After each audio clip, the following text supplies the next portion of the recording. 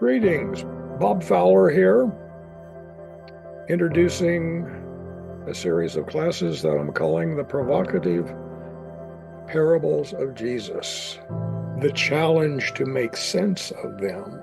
We're doing this in the Advent season, 2024, at Trinity Cathedral. Each of the 5 sessions that we will be having will have hopefully a fairly brief video to get things rolling, and then discussion to follow. And then on down the road, fingers crossed, and with great technical assistance, these videos and the accompanying handouts should be available online. So let me get the ball rolling here. The Provocative Parables of Jesus. Contrary to popular belief, the parables of Jesus are not simple stories with simple messages originally intended for simple people. Rather, they are puzzling stories intended to provoke listeners into thinking and asking questions. The gospel writers themselves struggled to make sense of the parables. If we can grasp how they responded to these challenging stories, we can join them in responding to the challenge. No doubt Emily Dickinson was thinking of her own poetry and not the parables of Jesus when she wrote the following lines. Tell all the truth, but tell it slant. Success in circuit lies. Too bright for our infirm delight. The truth's superb surprise. Tell all the truth, but tell it slant. Success in circuit lies. The truth's superb surprise. This sounds like the parables of Jesus to me. What, after all, is a parable? What does the word mean? Let's tackle this question by means of what Emily Dickinson might call a slant or a circuit. Here's a clever joke on the left and a hint of an explanation on the right. On the left, we have Jesus holding forth, talking to a group of people, and he says, the kingdom of heaven is like 3x squared plus 8x minus 9. And then someone in the audience says, what does the teacher mean? And someone else in the audience says, don't worry, it's just another one of his parabolas. Jesus is speaking in parabolas, according to the one interpreter.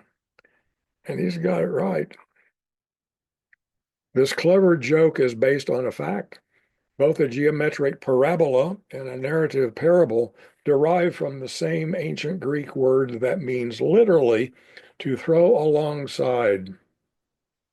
One thing thrown alongside of another thing. Want to know about the kingdom of God? Well, let me tell you a story about a farmer sowing seed or a woman baking bread. One thing described in terms of another thing. One could just as easily say that the parables of Jesus are metaphor or symbol. I need to unpack those words. A metaphor is literally something carried over from one thing to another. A symbol is literally one thing thrown together with another thing. In other words, all 3 of these terms, parable, metaphor, symbol, describe the same experience, talking about one thing in terms of another thing. Or to take another angle on this, parables are not handing us on a platter straightforward, clear lessons. They do not so much give us answers as much as they provoke questions within us. The parables of Jesus are not simple stories with simple messages originally spoken to simple people. Rather, they are intended to provoke us into thinking and questioning for ourselves. In other words, we might say that the parables are poetry, not prose. They are not literal factual language. They are symbolic, metaphorical, poetic language. I've already invoked one poet, Emily Dickinson, but let me now turn to another poet, Billy Collins. Once again, he's also not talking about the parables of Jesus, but he might just as well be. Imagine his poem, Introduction to Poetry, in a classroom of students taking his Introduction to Poetry class. Billy Collins says, I asked them to take a poem and hold it up to the light like a color slide, or press an ear against its hive. I say, drop a mouse into a poem and watch him probe his way out, or walk inside the poem's room and feel the walls for a light switch. I want them to water ski across the surface of a poem, waving at the author's name on the shore. But all they want to do is tie the poem to a chair with rope and torture a confession out of it. 5 positive metaphors for how to take a poem, and 1 negative metaphor about how we should not take poetry or symbolic, non-literal language. Let me walk through this real quickly again. I asked them to take a poem and hold it up to the light like a color slide. So a poem is like a slide that you put some light behind so you can make out the image. Or press an ear against this hive. I think that means a beehive. And if you're bold, you can stick your ear up against it and hear or maybe even feel the bees buzzing inside. I say drop a mouse into a poem and watch him probe his way out. So this is poetry as a maze, as as corridors that twist and turn, and you've got to work your way out to get to the exit. Or walk inside the poem's room and feel the walls for a light switch. This is poetry as a dark room in which we're caught and we stumble around in the dark, feeling our way to a wall where we might find a light switch. I want them to water ski across the surface of a poem, waving at the author's name on the shore. Poetry interpretation as water skiing. So 5 positive images, 5 beautiful, intriguing metaphors for how to take poetry, but then a negative one for how not to take poetry. All they want to do is tie the poem to a chair with rope and torture a confession out of it. Kind of reminds me of what Christians have tried to do with the Bible for a few thousand years, trying to torture the text to get clear, easy meaning. It's not so easy or clear, particularly the parables. In the same spirit, here is a wonderful definition of parable coined by the esteemed British scholar C.H. Dodd. At its simplest, the parable is a metaphor or simile drawn from nature or common life, arresting the hearer by its vividness or strangeness, and leaving the mind in sufficient doubt about its precise application to tease it into active thought. I better read that again. At its simplest, the parable is a metaphor or simile drawn from nature or common life, arresting the hearer by its vividness or strangeness, and leaving the mind in sufficient doubt about its precise application to tease it into active thought. Arresting the hearer, vividness or strangeness, tease, active thought. Billy Collins and Emily Dickinson would approve, I think. only God is actually talking about parables. And the two poets were not intentionally talking about the parables of Jesus, but they might just as well be. My only criticism of Dodd's definition is his use of the word simile. A simile is a comparison, yet another kind of comparison, but it's one-dimensional. It's only one-dimensional. Busy as a bee, cold as ice, sharp as a tack.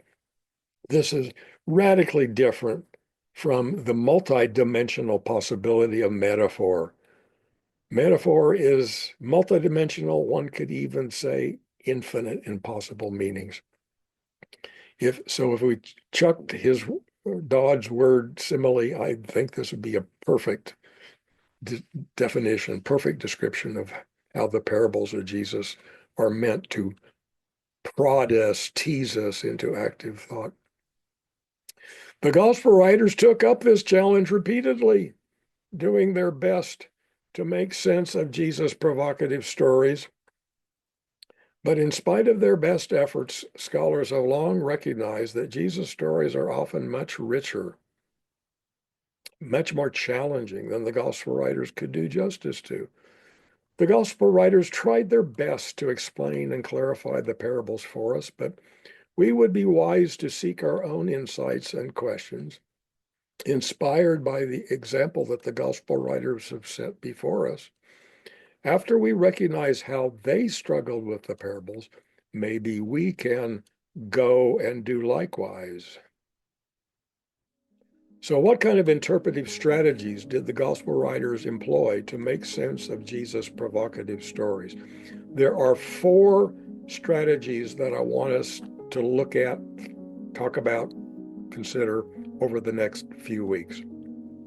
4 different strategies for making sense of the parables, strategies employed by the gospel writers as they struggled to figure out what these stories are all about.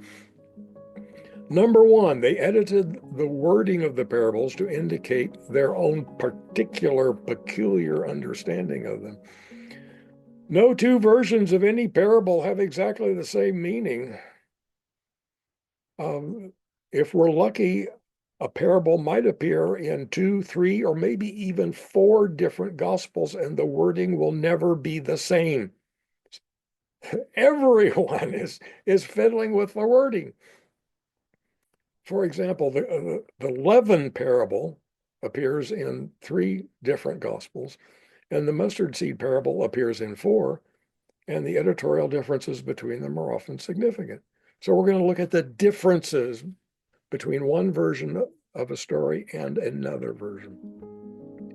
Number 2, the gospel writers created a narrative framework within which to place a parable. The parables originally circulated as free-floating, independent stories. The narrative contexts in which we now find them written are entirely the invention of the various gospel writers. Jesus told these stories, I think, typically without explanation. If you hear a story of Jesus and you ask him for help and understanding, he'd probably scratch his chin or scratch his head and say, "Let me tell you a story."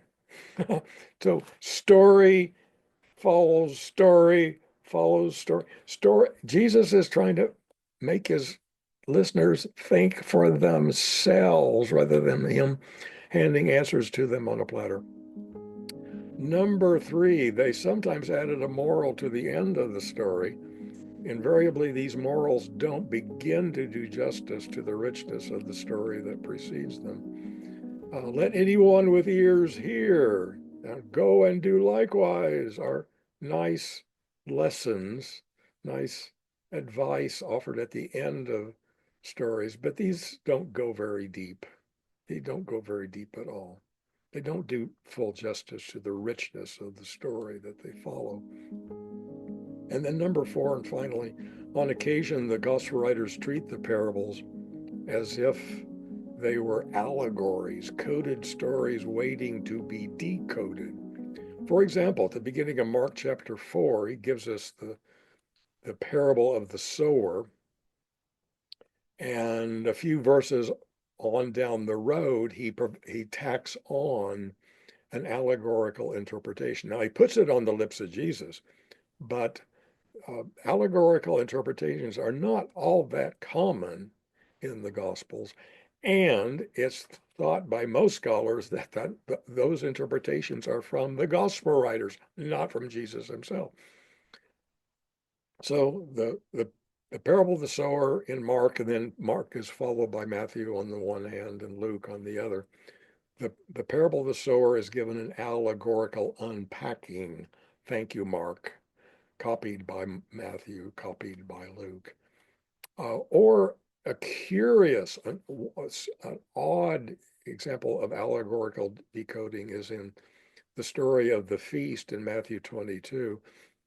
The story of the feast occurs like the sower. It occurs in the three synoptic gospels, Matthew, Mark, and Luke. But Matthew does a curious thing to the story. He weaves an allegorical decoding into the text of the story itself. It doesn't follow it, it's woven into it. And he changes the story in an extreme fashion from what we see in his neighbor gospels, Mark and Luke. So allegorical decoding. So those are the four strategies the gospel writers follow a great deal. And we will be pursuing this one by one in the weeks to come. Editing the wording of the gospels, creating a narrative framework within which to place a parable.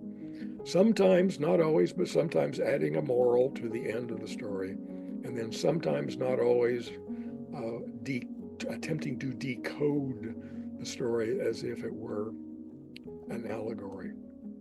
We're going to take a little look at a famous and beloved story called the Good Samaritan. Time is limited. I'm just going to have to give you a sample here of some of the issues. First of all, titles. Do not place too much energy and affection in the titles attributed to these stories.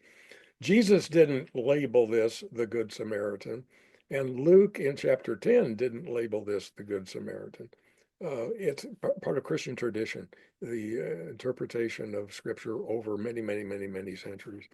This is the title that Christians have slapped on it, and we can unpack that maybe a little now, maybe on down the road. The setup, the narrative framework, is the story of what must I, it is the question of what must I do to inherit eternal life, which Luke is probably borrowing from Mark, because Mark raises that question first among the gospel writers.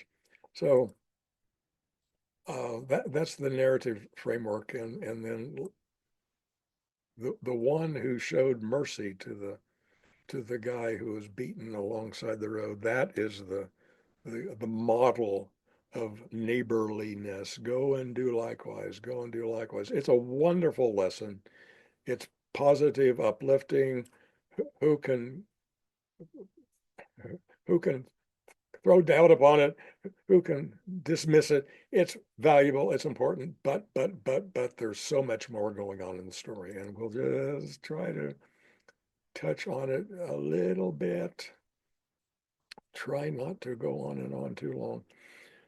A man was going down from Jerusalem to Jericho, fell into the hands of robbers who stripped him, beat him, took off, leaving him half dead. Now by chance a priest was going down that road, and when he saw him, he passed by on the other side. So likewise a Levite, when he came to the place and saw him, passed by on the other side. But a Samaritan, while traveling, came upon him, and when he saw him, he was moved with compassion. He went to him and bandaged his wounds, treating them with oil and wine. Then he put him on his own animal, brought him to an inn, and took care of him. The next day he took out 2 denarii, gave them to the innkeeper, and said, "Take care of him, and when I come back, I will repay you whatever more you spend. Which of these three do you think was a neighbor to the man who fell into the hands of the robbers? He said, the fellow, the expert in the law who gets the story rolling. The one who showed him mercy. Jesus said to him, go and do likewise. Wonderful, wonderful lesson.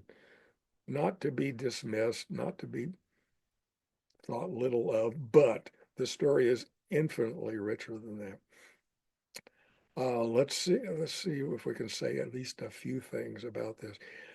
Jerusalem to Jericho, we are in Jewish territory there. So the fellow who's traveling from up in the hills where Jerusalem is down to the river valley where Jericho is surely a Jew, and he's robbed, beaten up, stripped, left half dead. Left half dead. That's a telling point. Now, who passes by? A priest and a Levite. Jewish listeners in the first century would have recognized instantly that we're talking about Jewish religious elites. We're talking about Jewish clergy, so shall we say, Jewish clergy. And if you were a first century Jew hearing this, you might expect this story to play out with a third person. It's one of those, this isn't really a joke, but we all know of jokes where it's the priest, the rabbi, and the Southern Baptist minister, or some strange twist for number three. So this is a three-part story as well. And what is supposed to follow, what people would expect to be following in the story after the priest and the Levite, what ought to be following those two is an Israelite, that is a layperson. So a first century Jewish audience would have expected clergy, layperson. So the joke here, as it were, is on the two religious elites, the two clergy persons. But Jesus pulls the rug out from under us, or at least among first century Jews, he would have gotten wide eyes and shock at bringing a Samaritan in as the third person, because in the first century, as the Gospels hint at all over the place, Jews and Samaritans didn't deal with each other. They avoided each other every way possible. They despised each other. They were, shall we say, enemies. Each regarded the other as hated foreigners. But it's the Samaritan who shows up and has compassion and gives the guy first aid and takes him to an inn and is willing to cover the expense of it. So who would deny that the Samaritan behaved admirably? He did, no doubt whatsoever. But unless you know the first century religious, cultural, ethnic context, you would miss the point that the Samaritan appears in a story where he doesn't belong. You do not expect a Jewish story to feature a Samaritan, especially in such a positive fashion. And let me push that further. The poor fellow, beaten up, bloodied, bruised, lying along the side of the road, if he's an upright, pious Jew himself, he might be horrified at the thought that a hated Samaritan might be stopping to help him. Yes, the Samaritan is behaving as a good neighbor, but the fellow he's helping, if he were semi-conscious and in control of him, if he was aware of his surroundings and could respond to the help offered by the hated foreigner, the Jew beaten up alongside the road might prefer not to be helped. In fact, he might prefer to die rather than to be helped by the hated foreigner. So that really puts a twist on the business of who is my neighbor. Maybe my neighbor is the person who I would rather die than take help from. That really ups the ante considerably. It isn't just that the Samaritan is nice and kind and generous, is that the fellow alongside the road might well recoil in horror if he were conscious enough to realize that a hated foreigner was giving him help. Put that into our own contemporary religious, cultural, political dynamic where there is division galore between rival peoples, rival parties, or rival factions. So this story is incredibly rich, incredibly rich. And did I say, I forget if I said, this story is only found in one gospel, the Gospel of Luke, chapter 10. On down the road in Luke, in chapter 15, is another story that is only to be found in Luke, and that's the story of the prodigal son. And for many, many people, these two stories are their very favorite parables of Jesus of all time, the Good Samaritan, the prodigal son. But they only occur once in ancient written texts. How many other parables of Jesus were lost? And we don't know what we're missing. I'm going to stop there, and that will have to do, at least this will get the ball rolling. We can talk more about the Good Samaritan, if you like, in our live session on an Advent Sunday in 2024. And I'll look forward to that conversation and conversation in Sundays to come. So thank you all for paying attention, watching, thinking for yourselves. Lots of room for that. That's what the parables are inviting us to do. So thank you. Bless you. Grace and peace.